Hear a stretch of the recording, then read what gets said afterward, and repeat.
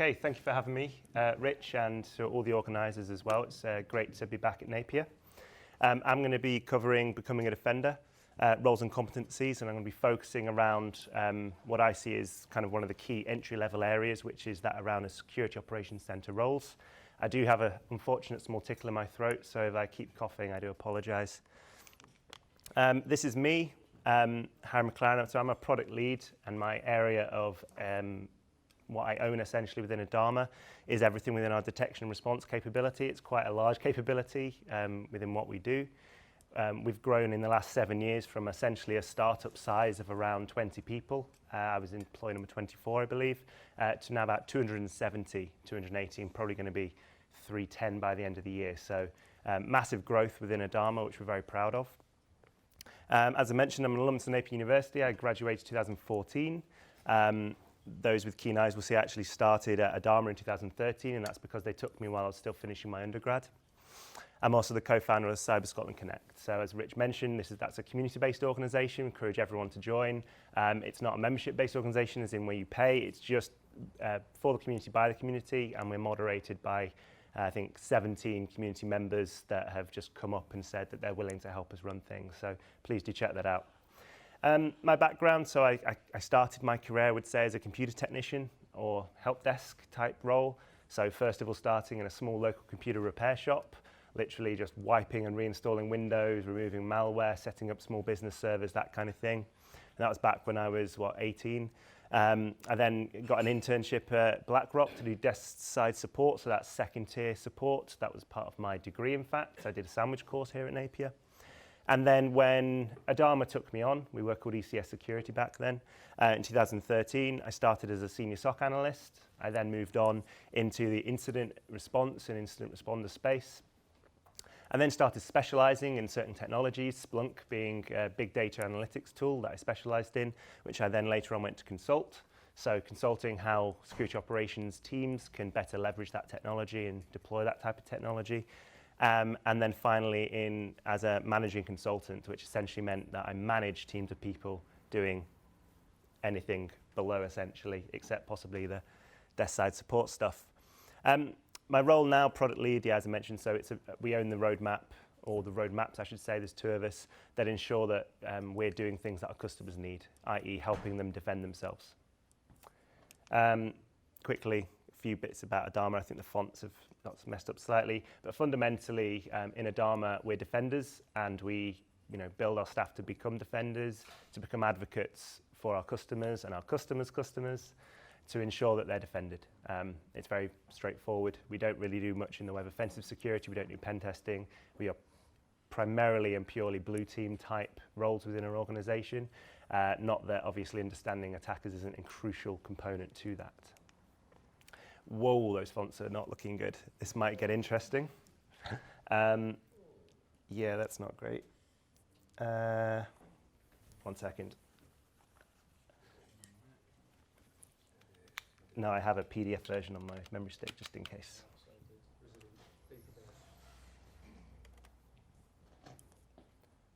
Look at that for a fast changeover.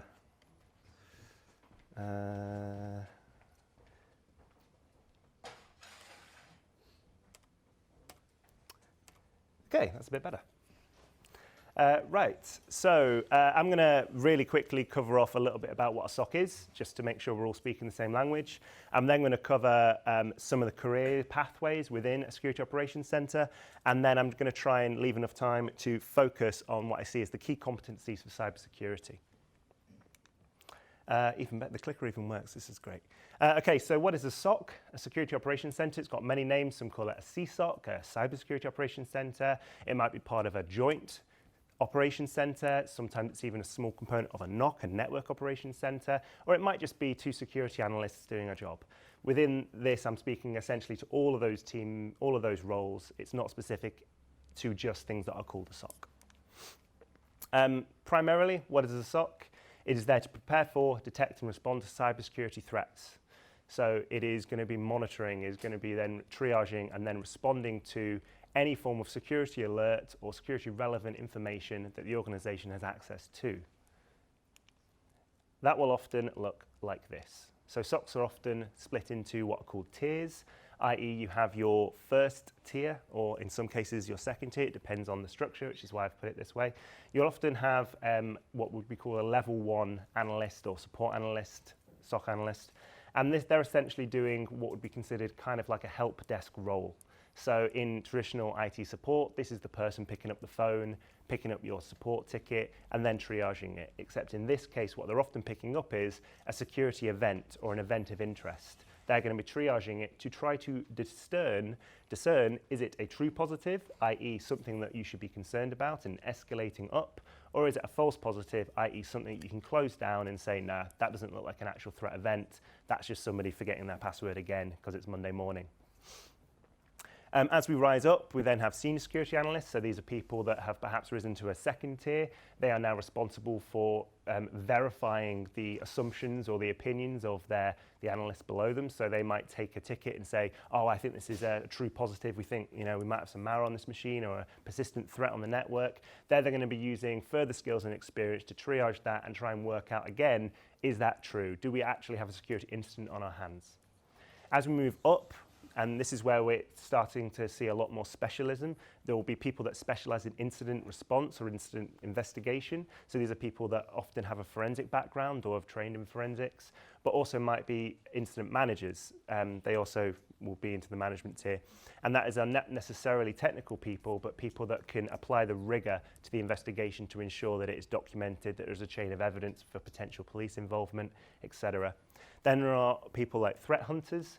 These people are typically looking for things that are not programmatically defined as bad, i.e. there is not a rule or a tripwire that says this is a bad event. They're looking into the data, into the information available to them to try and detect threats that you didn't predict would be there. SOC specialists could be specializing in any one of any discipline within a SOC. So there could be a specialist in vulnerability management and how to ensure that your estate is patched and up to date. They could be specializing in things like malware. So they could be deconstructing malware when it's been detected, especially looking for things like 0 days and so on. And then as in the management space, you often have shift leaders. Many SOCs are 24/7, 365 days a year. Our ones mostly are. And when I did shifts, you'd have to work Christmas or New Year's, you'd have to do that, but comes with the perks of, we only worked 14 days a week. Sorry, a month, that would be impressive. And then SOC manager, somebody has to own this. It needs to be treated as a business unit, as a place that provides value to the business. And the SOC manager is responsible not only to outwardly champion the role of a SOC within an organization, but also to ensure that internally that the right people are in the organisation, that it's staffed, that they're happy, that they're taken care of, and so on. These are some of the common responsibilities. I've kind of I always do this, I always go before I've started to talk through a slide. But this is some of the most common areas. And one of the most important for me is continual improvement. It's one of the ways I stood out initially when I was in a SOC, was not just focused on the reactive work that was coming through, but I spent any spare time I had looking at improving what we did within the SOC. It's how I initially differentiated myself from my peers and therefore got promoted, was always looking at, well, how can we do that better? The SharePoint's in a terrible state, it's unorganized. I'm going to reorganize it over a 12-hour period. And the SOC manager got very upset the next day when he couldn't find anything, but that was a learning point also. So that's definitely a key responsibility to always have in mind. And to be fair, it applies to almost every job role. Always be trying to iterate, always be trying to improve what you do or what your peers do within your team. So moving on to the heart of what I'm here to talk about, and that is two primary things. And I am actually going to focus on the second because I actually think it is undervalued significantly. There's two primary areas of competence that we look for within both Adarma and that I look for personally when I'm interviewing and hiring people. The first is technical. These are your technical skills to do the job. So if that is working in a SOC, that is potentially your understanding of how to code in Python to script a piece of automation. If you're an engineer, it's your ability to implement a secure software development lifecycle. If you're a manager, it's your capability to produce very accurate and quantitative and qualitative based assessments in a PowerPoint slide, perhaps. It is your actually doing the job skills. Where your behavioural competencies is essentially everything else. So technical competencies within the types of roles that we're talking about. These slides are also going to be uploaded online, and in fact they already are, so you can find them as well. So we've got networking skills, a fundamental component, whether your perimeter is local and you have a defense in depth approach and very hardened firewalls and so on, which I might call a bit of a legacy approach, or whether your perimeter is distributed throughout the entire public internet, you're still going to have some form of networking component to the security of your organization and its assets. Endpoints, things are becoming consistently more and more endpoint focused because actually a lot of things you can't detect on the network very easily, either due to encryption or due to the way that people are accessing things, often not through the corporate network. It's very difficult to monitor only on network for active threats. So you have to be able to understand your endpoint. And by your endpoint, that could be your mobile phone, it could be your actual computer, Internet of Things, they're all endpoints, and so on and so forth. Malware, so malware, whether it is fileless or whether it is a more legacy attempt at a Trojan, this is still one of the most common ways people are actually being exploited. It may not be the initial vector they get into your organization or into your own machine, but it is definitely what is often triggered and therefore does the damage. Tactics and techniques. So if any of you haven't looked at the MITRE ATT&CK framework, I would highly recommend it as a great place to learn about the vast majority of tactics and techniques that attackers leverage. It is essentially a lexicon and taxonomy that helps you understand both the often critical path an attacker goes through to compromise and then exploit your organization, but it also talks to the individual techniques, whether that is them running mimikatz on your network, doing pass the hash, etc. And it will talk to some of the controls you can put into place to try and mitigate those attack vectors. And then finally, programming and database skills. These are some very useful areas, especially some of the scripting languages.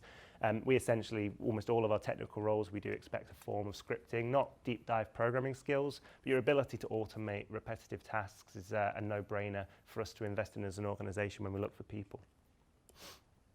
So, behavioural competencies, and I'm sorry for the thickness of the slide.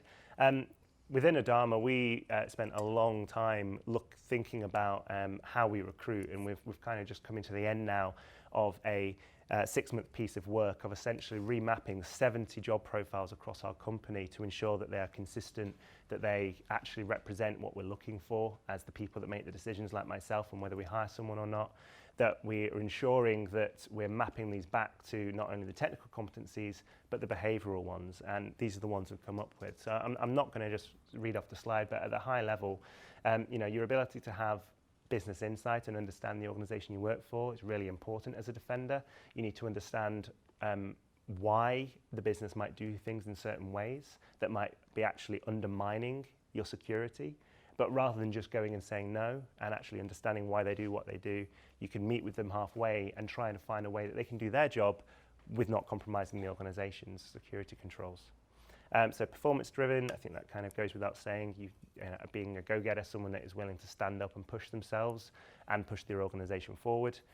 Passion for their customer, so as a consultancy, as a managed service provider, we serve our customers at the end of the day, and without them, we don't have a business. So being very passionate about our customers and their businesses and defending them is absolutely critical.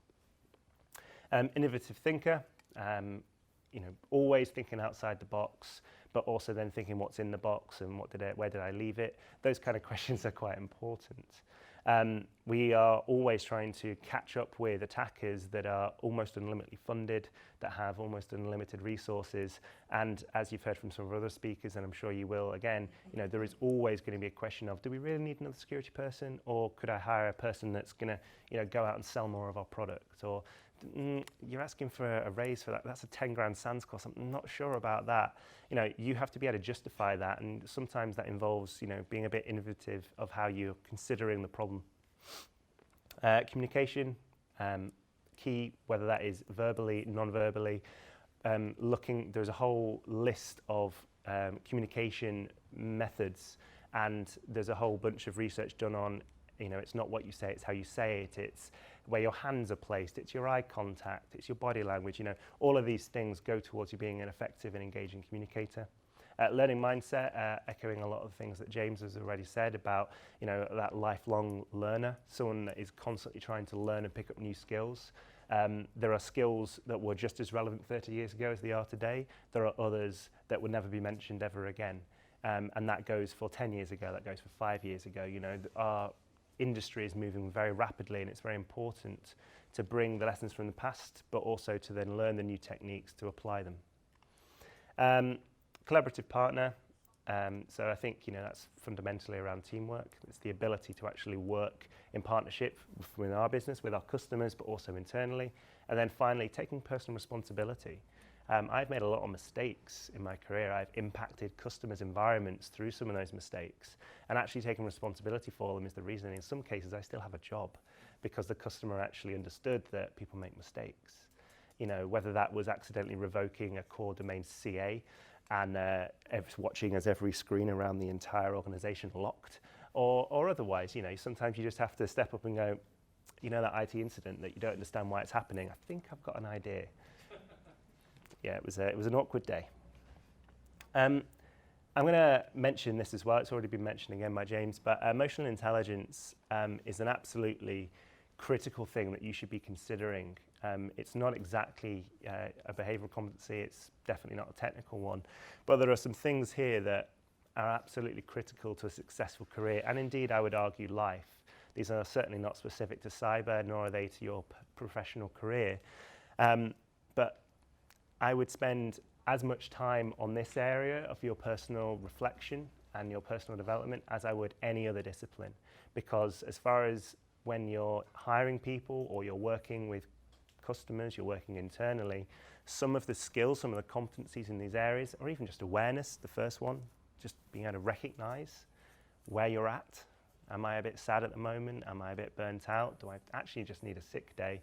Do I need to step away from a situation and get some perspective? Do I actually need to push a bit harder because actually I'm right and I have the responsibility to ensure that's conveyed?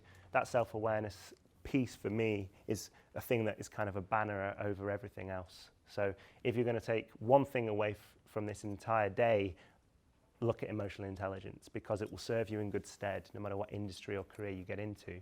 If you have a high EQ, not that it should be something that's necessarily measured, but if you're focusing in these areas, I think that you're going in a generally right direction.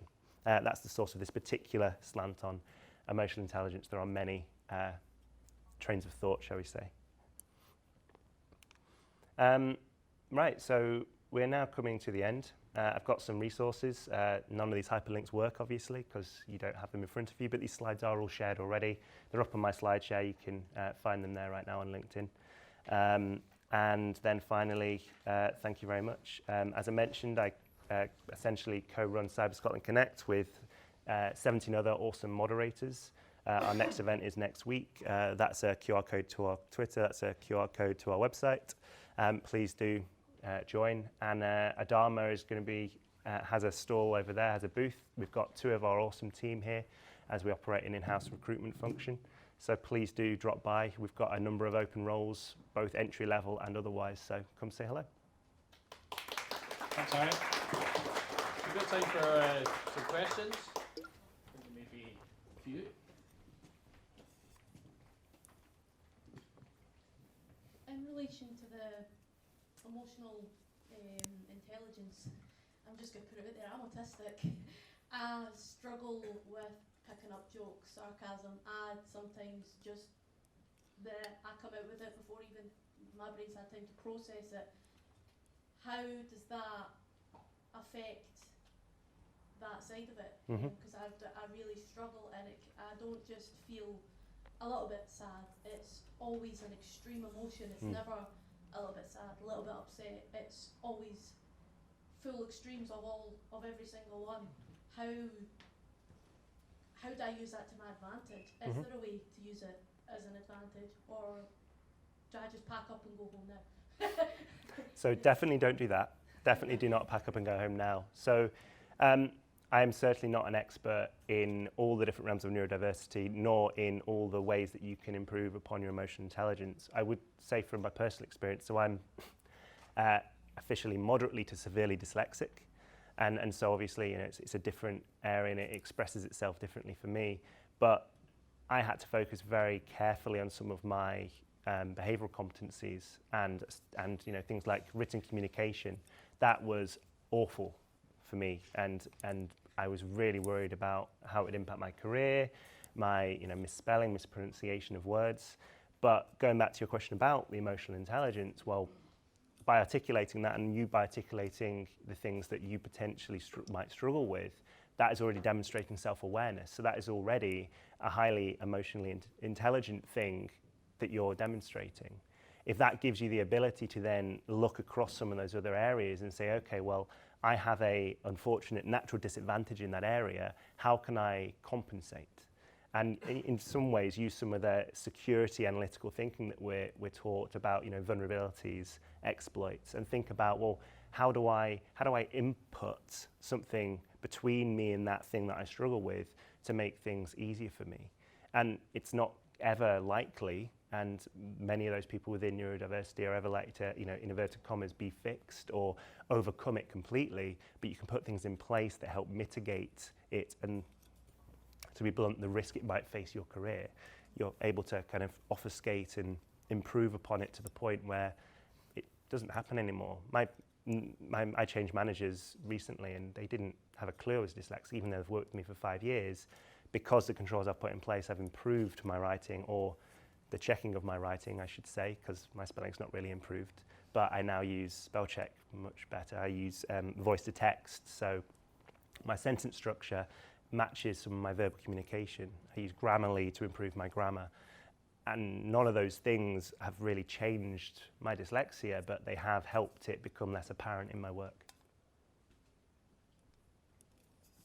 Time for another question, if anyone's got another question. Anything at all? Well, I'm going to be around almost all day, in fact probably all day, and I'll be at the Adarma booth over there during the breaks as well, so do come and have a chat, whether it's a personal question, I'm very open, or whether it's a professional one, I'm more than happy to answer anything I can. Thank you. Thanks very much, Simon.